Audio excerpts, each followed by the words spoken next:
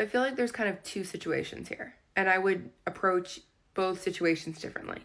In my family, my mom and dad live very close to us, less than a mile. They are part of our daily, weekly lives. We see them all the time, and if there's an emergency or we need babysitters, they're the ones that step in to take care of my kids.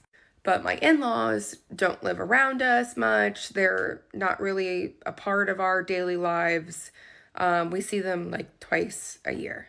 So for the extended family that isn't around much, I just actively correct situations that I see, like in the moment. And it's not really like a formal discussion. So like that extended family, if somebody were to comment and say, like to my son, you need to finish this, which they don't really do that because they kind of know like they're not a part of our daily lives, so they don't really know. But I would step in and like say something and like correct them. And like I wouldn't correct them, I would talk to my kid and be like, is your belly full?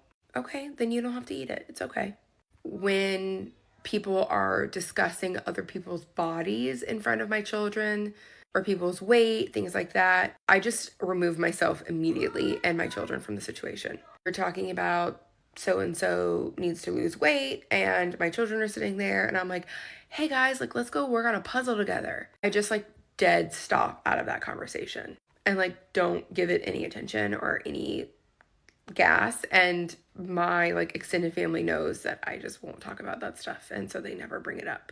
Now with my family that lives close, that's a part of our daily lives, I've actually had a sit down conversation with them and discussed how we will be talking about food to them. In fact, I actually had my mom take the Feeding Littles course, which is a really great course if you are new to this kind of world and also you have toddlers or young children. And I've had my mom read some books as well that I've read about food freedom. So she's actually become very aware of it and, is on it. But I will say my dad really he's a little bit slower to catch up with that kind of our theme of how we're raising our children. So he's definitely made comments along the way of encouraging my son to eat something.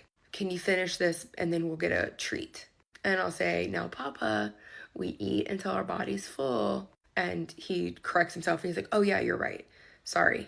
And that's kind of been like once or twice has happened. And then he just kind of has caught on to like, we don't do that. It's a hard habit. Like I lived in this cycle for 30 something years. My parents have lived in it for 50 years. So it's just as hard for them to break it as I have had to break it. I'm certainly not perfect and I don't expect them to be perfect either. But I absolutely correct people in front of my children. Like that example I gave in my first video. My dad making a comment about how Santa needs to be on a diet. We don't know.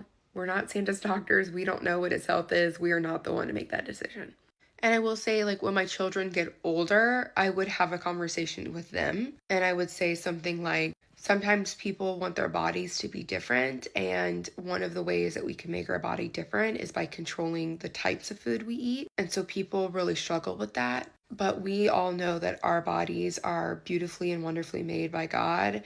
And we can eat and nourish our bodies as we see fit. So don't let somebody else and their desire to change their body impact you and your body. Listen to your own body. Make decisions for your own body. Trust yourself.